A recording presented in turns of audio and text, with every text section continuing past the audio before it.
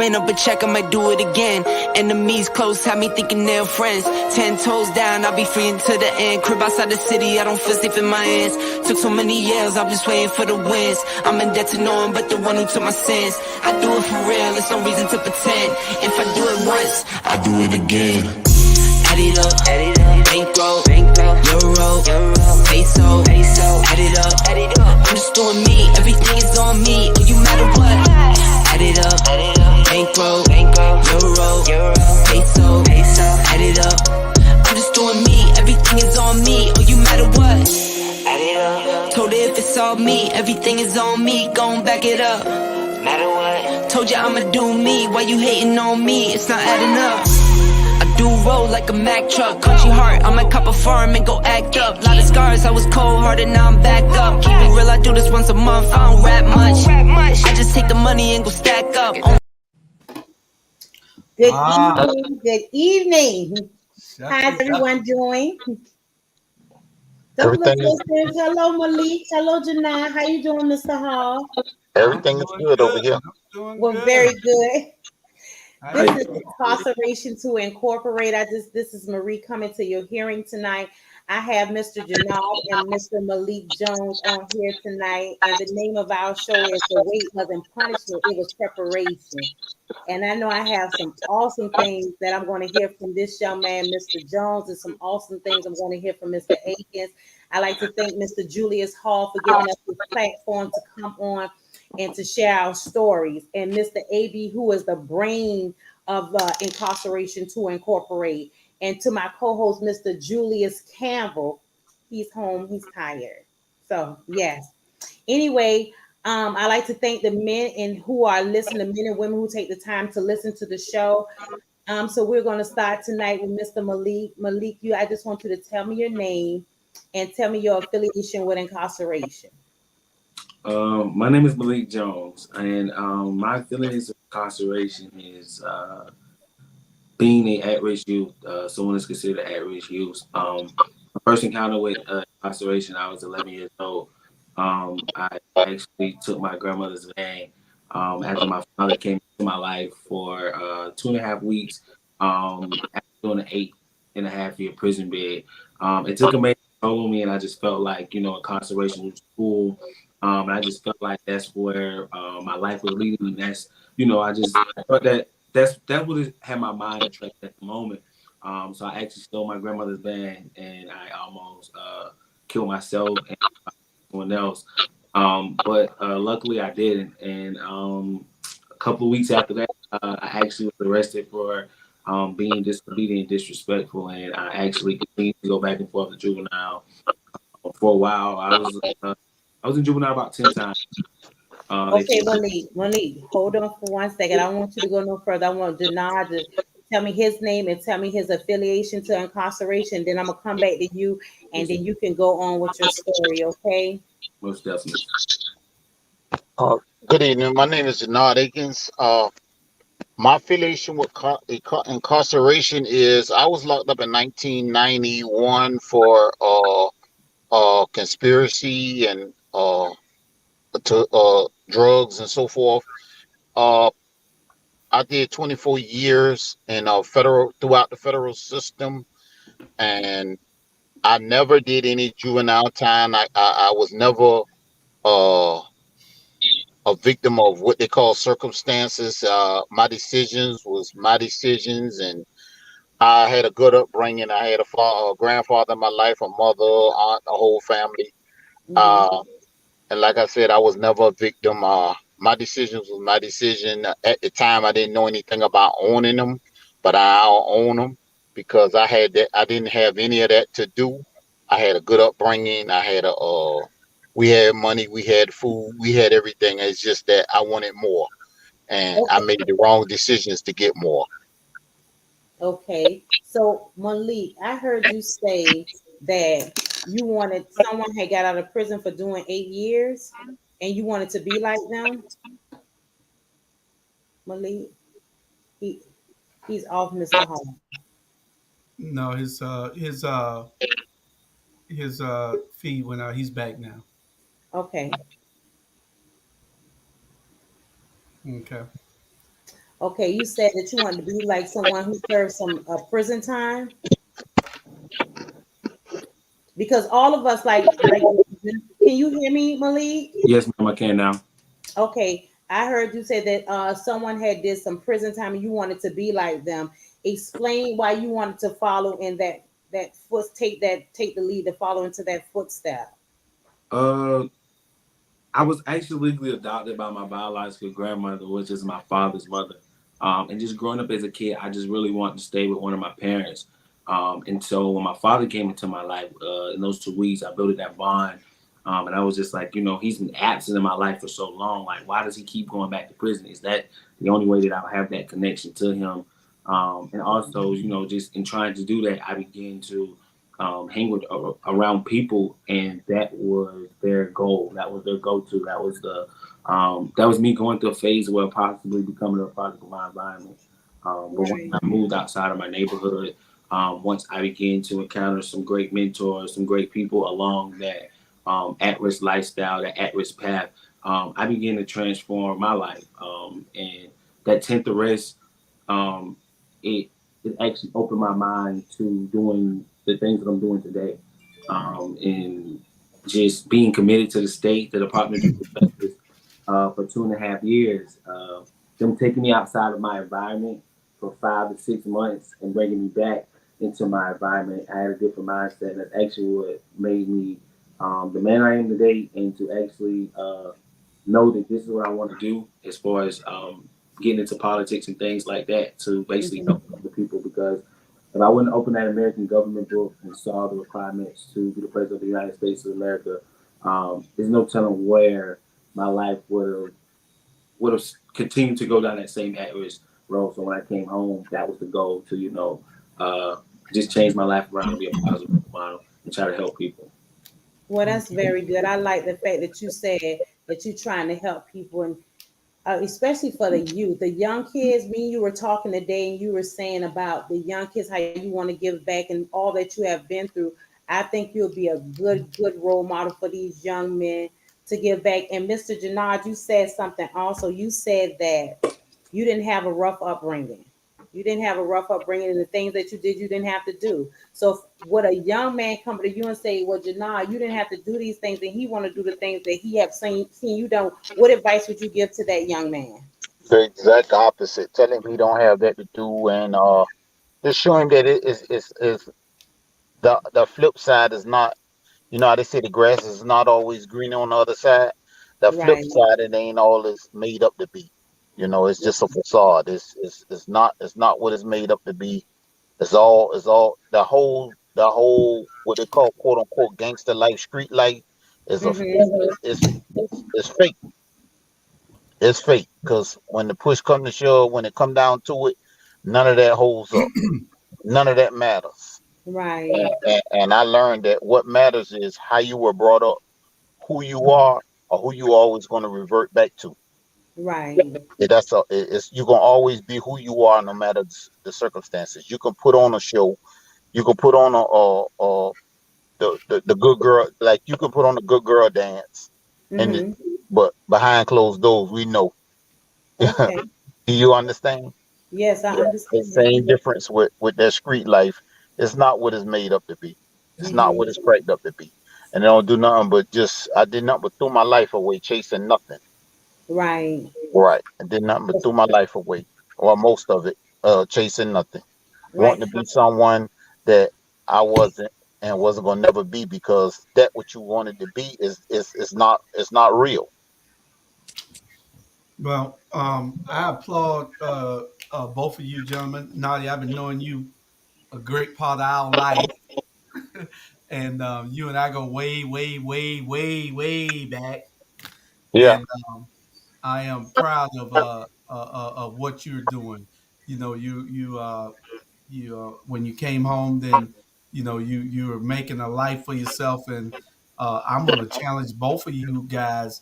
Malik, I got to have lunch with you so me and you can have a sit down, great talk, and so we can have a come to Jesus moment. And That then I want to challenge both of you guys to get into this mentoring and engagement that we're starting.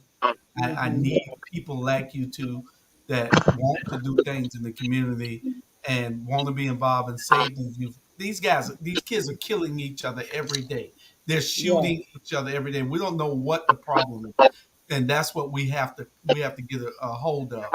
We have to find out where are they getting all these guns from. Everybody has a gun. Every night somebody's shooting somebody. Not even when you and I came up, it wasn't nothing like that. We were, you either fought you slugged it out, and it wasn't no that type of conflict resolution.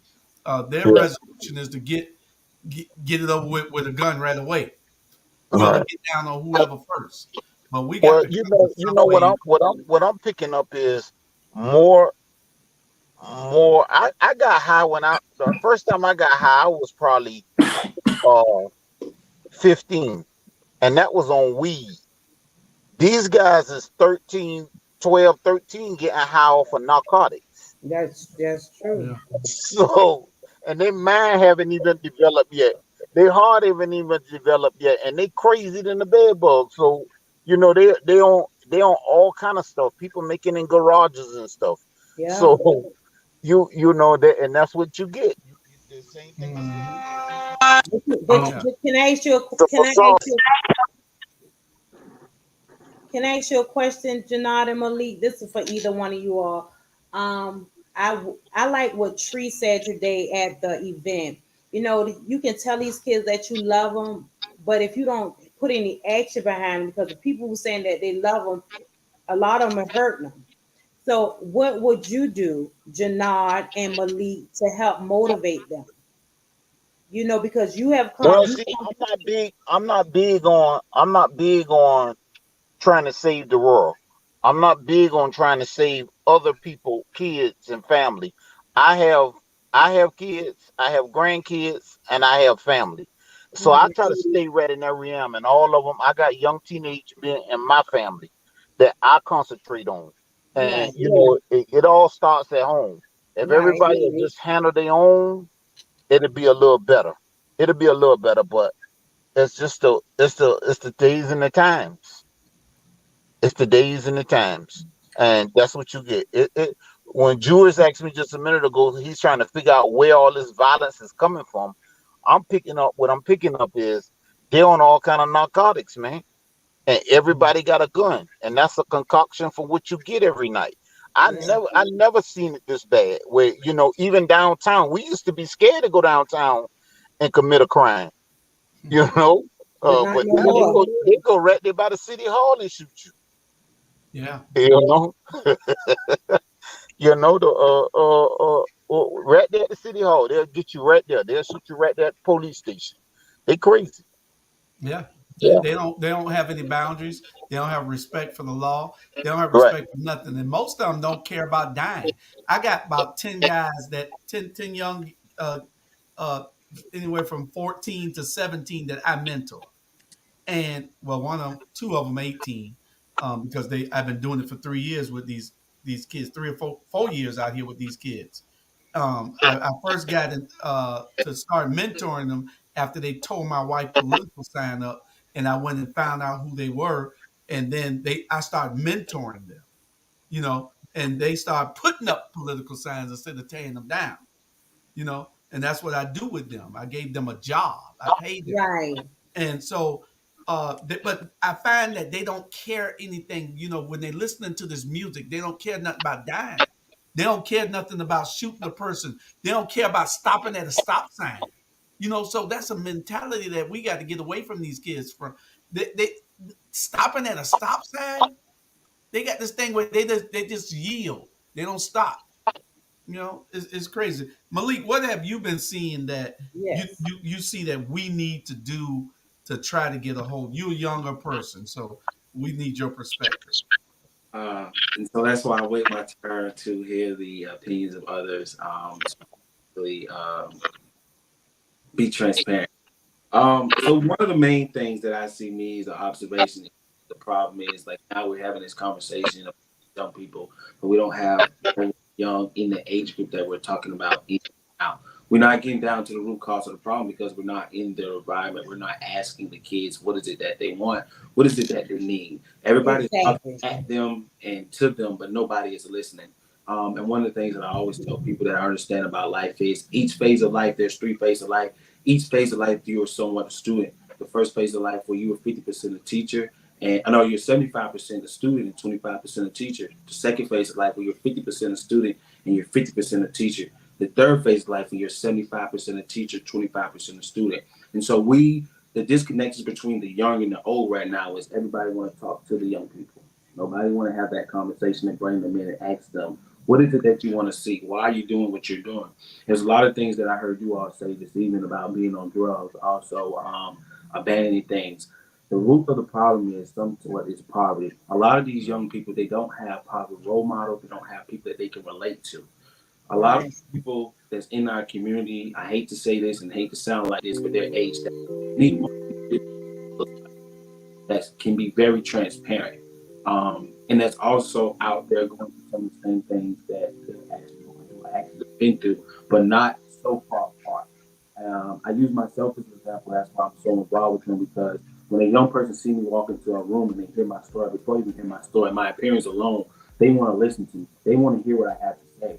Then the Right. biggest part about getting down to the root cause of the problem with young people is building relationships. And that's where these same talks that we're having, this is what's going to take that God community, a more like-minded individuals, and actually going into these communities, creating relationships with these youth. You're not going to get nowhere with young people or people at all without building relationships, even with business, whatever it is, like relationships are very important.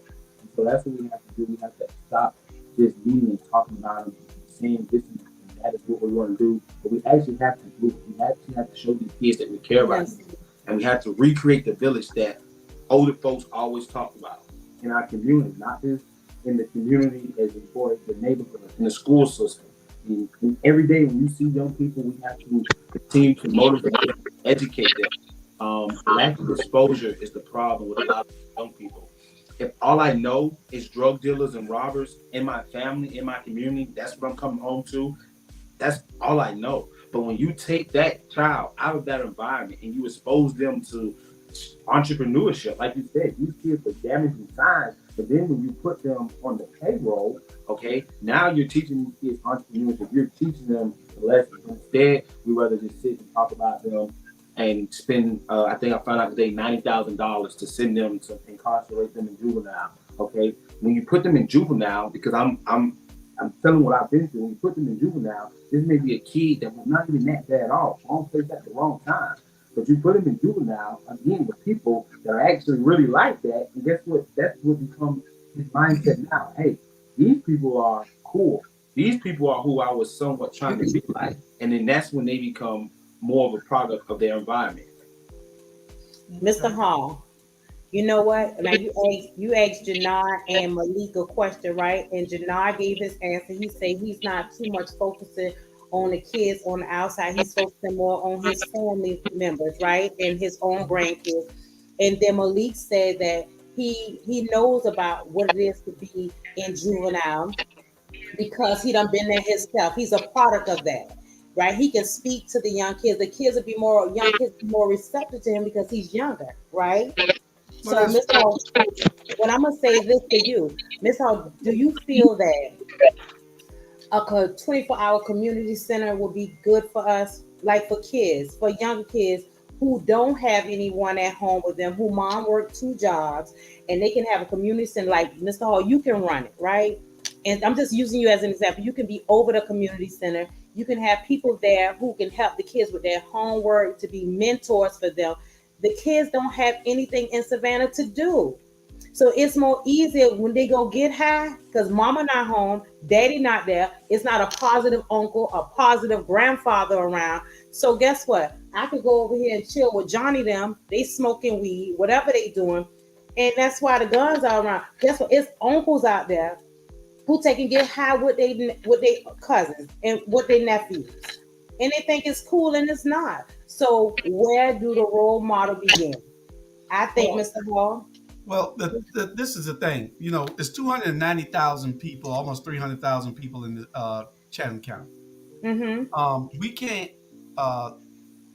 it's only it's a small fraction of those 290,000 that are committing these crimes and then that are off the scales. Mm-hmm. We have to fit in where we fit in. Like Mm-hmm. Nadi said, he said he's not focused on anybody outside. He got enough within his family to take care Right. of.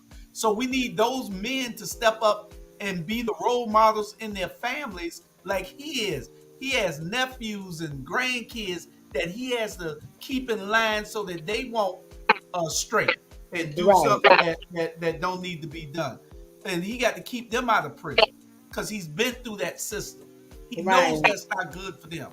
So, Right. it's better to have a job than to go to prison. But see, some of these kids, they so happy. I went out to California when I first went out, and these kids were so happy to be around to get that badge, a badge of honor to be locked up, you know. But and it's worse today, that has amplified and it's increased to a point where it is just terrible. These kids don't understand, and that is our job to make them understand now. The parents can't do it all because they got 2 and 3 jobs they got to go work. Right. Some of them are fatherless homes. If there were Right. more fathers in the home, then maybe the father could get a hold of their children. But we Right. able to put people in place like if Nadi got 7 nephews and nieces and grandkids that he has to make sure that he oversees, then Right. everybody got to do the same thing in their family. I got nieces and nephews and everything, and these kids here. So some of us are going to do more. Some of us going to step out. And it's whatever position you in, you got to be able to contribute. And with Malik talking to the young people, we need that segment also. Uh, we need that young people talking to young people to show them, hey, you don't have to go down that road. We can do Right. this here together, and all that's going to lead you in is to the graveyard or to the jailhouse, and Right. you don't want to go there. We got to But be you able know to what, Mr. Hall? Guess what? They can hear you say it'll lead you to the graveyard or to the prison, and they still go out and kill someone. yeah, yeah, And that's crazy because again, I was that kid.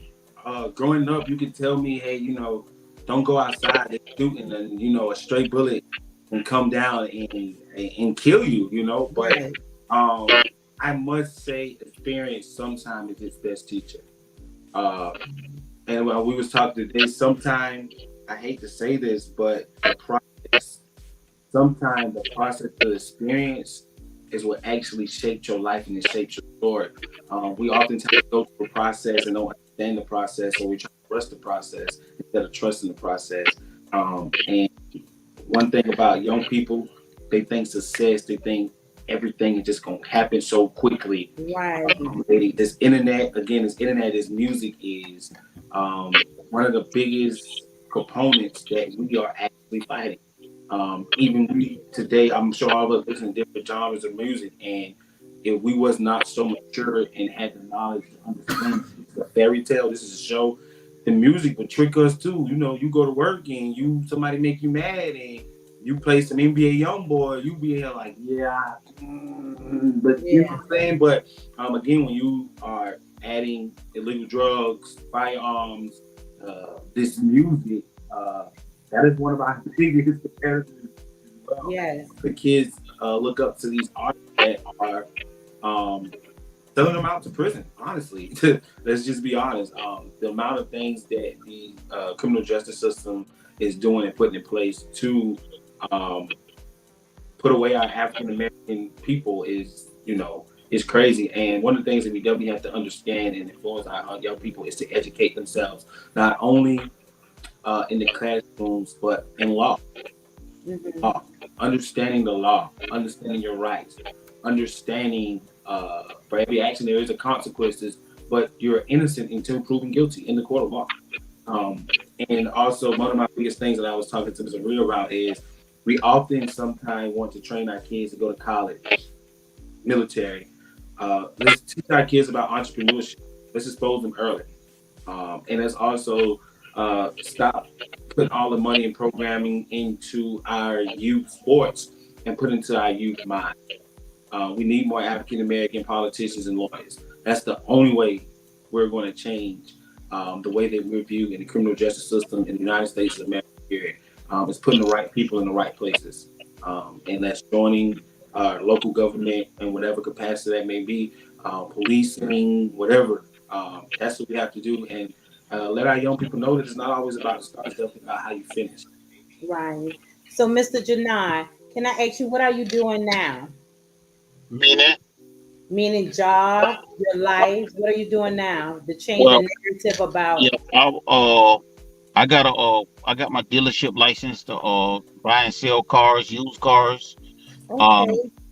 yes, I buy and sell cars, and I work. Well, right now I haven't been working since April. I had a knee replacement, but I work down to the International Longshoremen Association, Yes, sir. and you know, that's it. That's all I'm far as doing as far as money. Well, But that's really good. I think right, that's really good. right, and and just living life. Happy to be in it. Happy to be here. That's right. And to be free. And the other side, and be scared every day. Exactly. Mr. Janai, I want to buy a SUV. I try to stay away from them high end cars because it's a quick flip for me. I try to buy something for 3,000 or 4,000, and Uh-huh. it's my tops. But SUV, we can get that, but you will have to come with me and and buy your own car or Okay. SUV because that's gonna run you up there. You don't want to get nothing under for SUV under about $7,000 to $8,000. That's the Seven or cheapest eight. you want.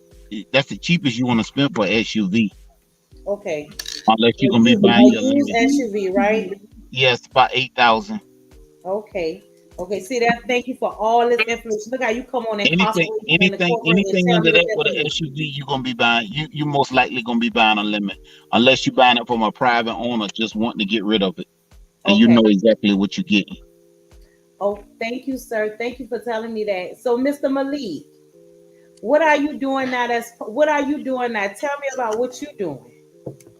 So I have my own speaking brand, public speaking, life coaching brand inspired by Malik, where I do motivational speaking and offer life coaching and mentor services as well. And I also work at ILA Local 1414. I'm a longshoreman. I actually started about a year ago.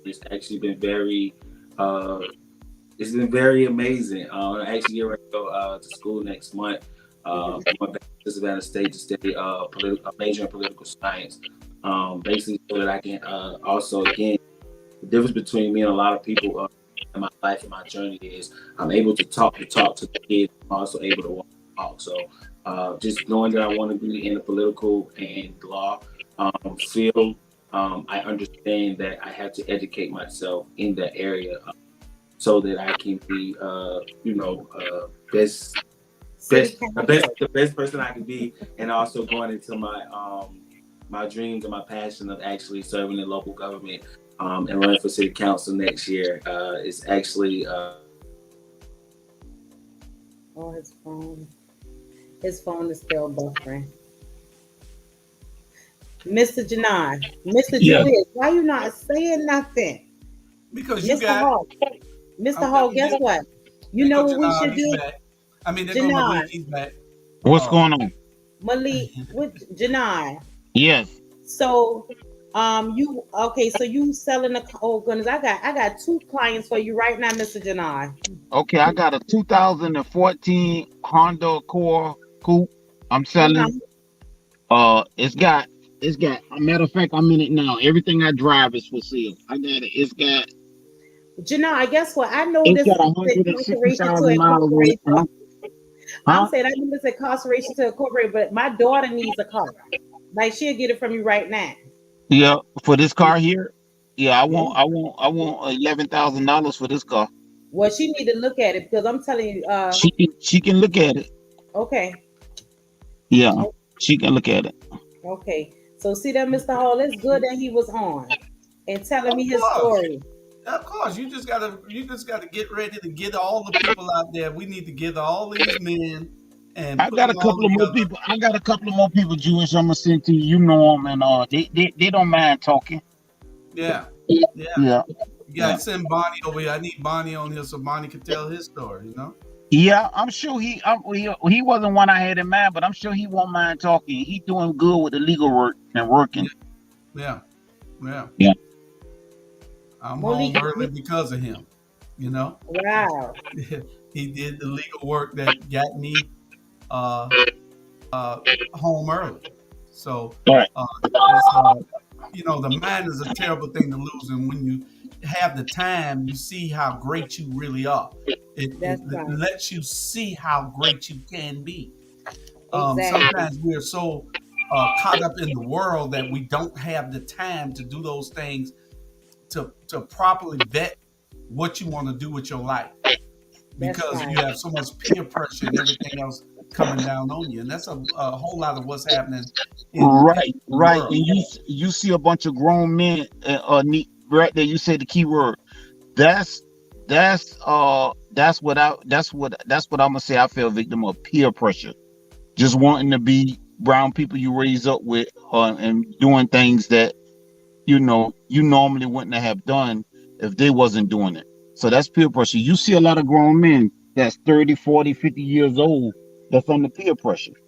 Mhm. And I thank Allah for allowing me and giving me the strength to not continue to fall victim of that peer pressure.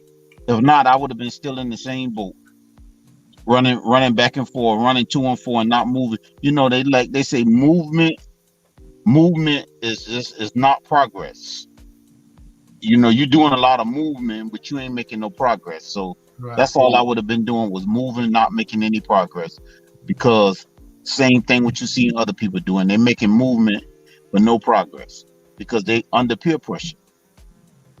That's correct. They 30, 40, some 60, 70 years old, still have not grew up. That's the Want to truth. be, yeah, That is the truth. And the right, two, It is the mindset. It's the mindset of the people. yeah, right. And you know what, Janelle, you blew my mind when you say men 40 and 50 years old is under peer pressure and want to be like. 60, Wow. yeah.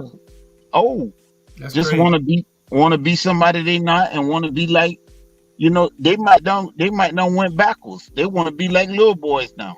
Yeah. That's Yeah. still peer pressure.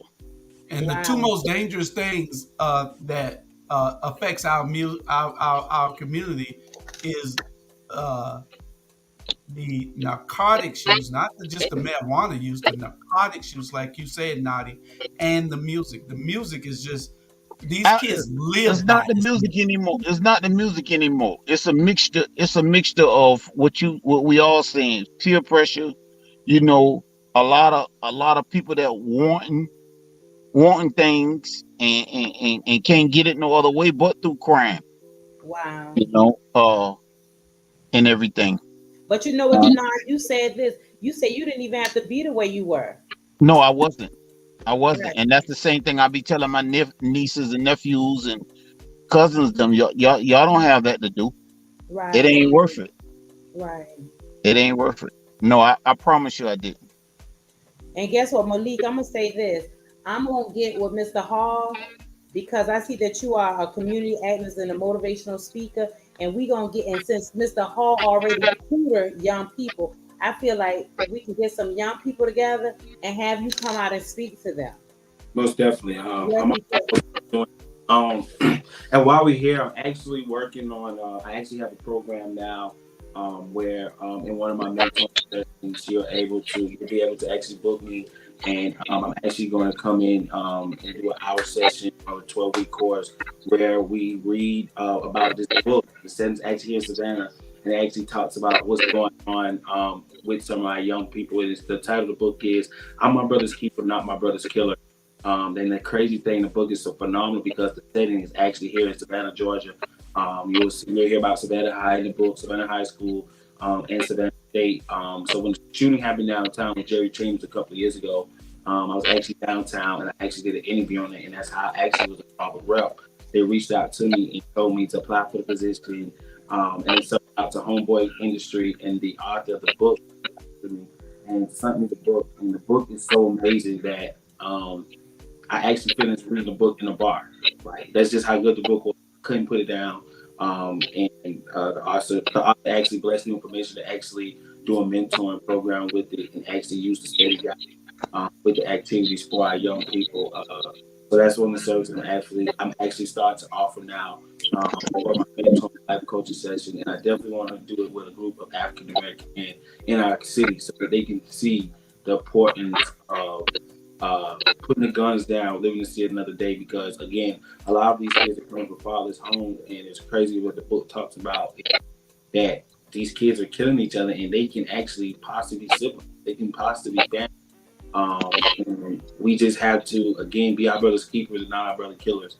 And let's just come together because Black lives are not going to really matter to other races. It's a Black lives really matter to us. Exactly. So, Malik, can I ask you this? Yes, ma'am. Okay, because you're younger. Malik, why Mr. Hall asked you this, but I want to know. Like why they think it's a brownie point to kill somebody and to go to prison? Again, that's the trend right now. That's what they're hearing.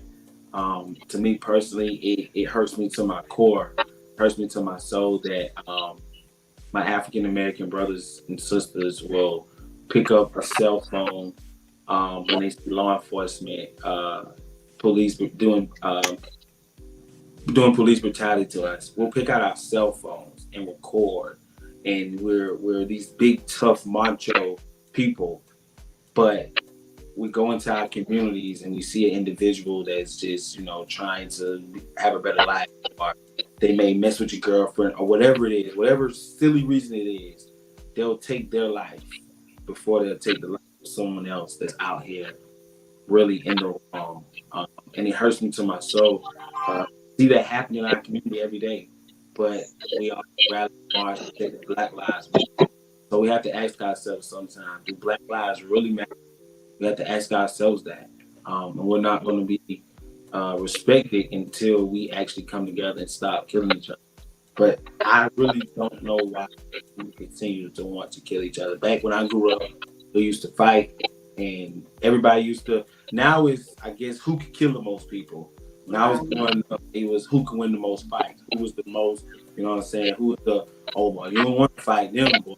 You know, they got them hands. The guy is, oh, you don't want to mess with them, he got that eye. You know what I'm saying? So, different time, but one of the things, that's why I really want to try to interject and intercept some of those mindsets of those young people that are carrying guns around now, so that if they're in that moment, in that given moment, and they think that they want to pull that gun out and be their brother's killer, to just be their brother's keeper and not their killer. Because that's very important. Because that's amazing. Two lives are always lost. When a murder happens, two lives are lost. I try to get everyone to understand. Somebody's going to prison and somebody's going 6 feet under. So somebody's family is getting ready to pay for years on as far as commissary and things like that, and somebody's family is about to be grieved and have to pay a funeral cost bill. Yes. I just want to commend both of you men, because as Miko would say, he would say that recidivism, we're changing the narrative of how they see returning citizens. Janad, you're doing very well for yourself, and also you, Malik, I commend both of you, man. And I just want to I commend you too, Mr. Hall, for all your work that you do, for all you do a lot of positive things, Mr. Hall, running for mayor, and I know you're going to get there. You're a very positive person, and I respect you. And so I like the fact that you two, Mr. Malik and Mr. Janab, that y'all are doing positive things. And Janab, even with you being an uncle and a daddy and whatever, you giving back to your nieces and your nephews, a lot of people don't do that. Right, and I got a 4-year-old daughter don't say too. nothing. Yeah, and I have a 4-year-old daughter too, so she's a handful also. You say you got a 4-year-old? Mm-hmm. Yes, sir. Okay. So, but it's still so good that you say something to your nieces and nephews. Like I say, some uncles them don't say anything. Right. And Malik, I commend you with you being a young man and you being as positive as you are. Because a lot of young men, they say, well, this is my life. I got my life. I'm trying to live my life. But you want to give back. And I like that. And I Uh, like that, Mr. Hall, because I know Marie get on your nerves and you. Without a doubt, you get on my nerve. You and Tiffany. But and my challenge is to those black men out there that has an opportunity to see your nephew, to see your cousin's kid, uh, and they might respect you. So if they respect you, it is your obligation to try to talk to them. Because you're older and you're in a position to tell them to do otherwise. And with the young people, with Malik, those kids that are doing great, those young men that are doing great, need to be role models for uh, these other young men who are just going out of the circle a little bit. The media doesn't give a positive image of young black men doing anything. And on our black media here, this is what we want to project. We want to project that positive energy, those positive things that you all are doing out in the community so that these other kids to say it's not lame, you know, it's real game, you know, and that's what needs to happen. I need to get the book that you were talking about, My Brother's Keeper, Not My Brother's Killer, and we need to promote that book. We need to promote mentorship and within our communities, within our families, and that's how we're gonna be able to change it. It took a long time for it to change over. It's gonna take a while for us to change it back. But we got to start somewhere, and it's got to start here. My thing is, with the two of you, and myself included, once paid, the debt is no longer a debt. So you don't worry about anything you did in the past if you've already paid for it. What you got to worry about is the next step that you take to change somebody's life, And that's especially. what I'm big on. That's what I'm big on, moving forward. That's right. Moving That's right. forward. Well, this about the end of me. I got a All right. I We're got at a the end of cable. the show. All We right, appreciate you coming out. We're gonna have you Thank back you, on Janai. all right. and send those guys to us. Send those guys to me so we can put them on the show, so we can get those testimonies, so we can show people that it ain't over. We might have started out wrong, but we can end strong. Right. Okay. So we All right. appreciate Thank you you. coming out, and we'll get with you later. Now, All right. Thank you. don't forget you still owe me lunch too. All right. All right. All right. So So Malik, I want Janaz to buy that. gone. I want to buy that book from you, Malik.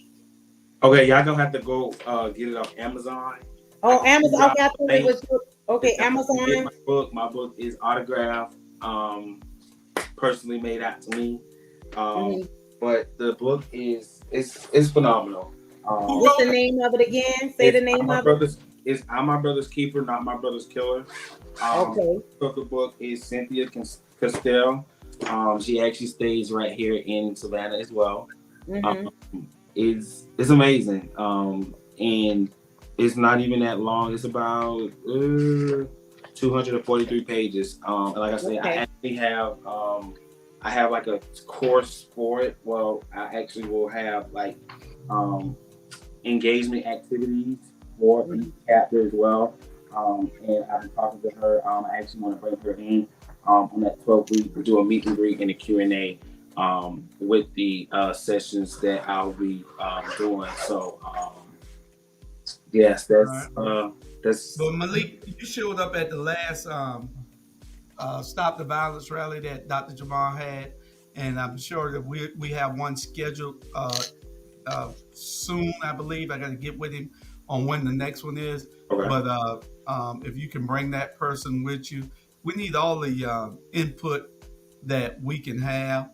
Um, People giving that input so we can try to change the narrative, change the route for some of these kids so we can keep them from that school to prison pipeline, because these are young people that we probably can correct. There's a march tomorrow in Carver Village. Pastor Reverend Allen Maynard. Um, they got a march out there because we got just as many police shootings that we have these kids shooting each other, and we got to Right. stop all of it. Hell, they don't care if they say the police killing them. Why can't I kill them? Right. So we got to be able to change the narrative on both fronts. So we appreciate you coming out, Malik. We'll get with you. You got my phone number, right? Let's set up lunch next week sometime. He's gone. Malik, he probably wasn't hearing us. Right. But okay, Miss Host, you got it. Oh, he's back now. Thank you, Mr. Hall. Malik. Yes, ma'am. You heard what Mr. Hall said. He said you got his number. Okay. He said he want to do lunch next week. Okay. So we could go ahead and get a group of boys together. You could bring that book and you could put up a meeting with all that because you got it. Yes, man. I appreciate it. Malik, what we might could do is probably try to get, these kids when they go into the system, especially when they're juveniles, and then they go to, we need to see if we can work with these juvenile court judges, so that we can get a hold of these kids also. Yes. So we can make this required reading and a required class that they have to take in front of us, because see, we know we've been through the things that they're trying to go through. They don't need to be talking to somebody from academia. They don't need to be talking to somebody who hasn't been through it. That person can't relate to what they're going through. Right. So unless that person has been through it, Yes, that's what I'm working on right now. So I have little connections at juvenile court, and they understand they understand my value, especially as being a success story. Going through juvenile court, working closely with juvenile court with the REP program. I was actually the first life navigator for the REP program. And if I was to return, that was actually something that I wanted to put in their course as well. So I spoke with my former probation officer who works there, Mr. Kenny Williams, about implementing some things and working very closely. I feel like juvenile court is really one of my focuses. Will be definitely one of my biggest clients for my business. So that's why I definitely like to reach back there. You definitely can't forget where you come from. And also, so if I did enough paid course, I actually want to do the volunteer registration to actually go in and produce this course to the juvenile detention center for actually free. The charge and that actually might get back there. And I know the director there as well also. So that's the goal. Okay. Awesome. Well, very good. Awesome. Well, we appreciate you coming out. Thank you. Marie, I'll be getting back in touch with you to come back on, and then you give me a call for lunch after Wednesday. Okay. Yes, sir. I will do. So we can sit down Thank and you, talk. Mr. Hall. Thank you, everybody, for listening to Incarceration to Incorporate. Thank you for Miko and for AB. And once again, Mr. Julius Hall, for the men who are listening to Jessup Prison. Thank you so much for the men and women who tuned in tonight. Good night. Good night, everybody. Good night.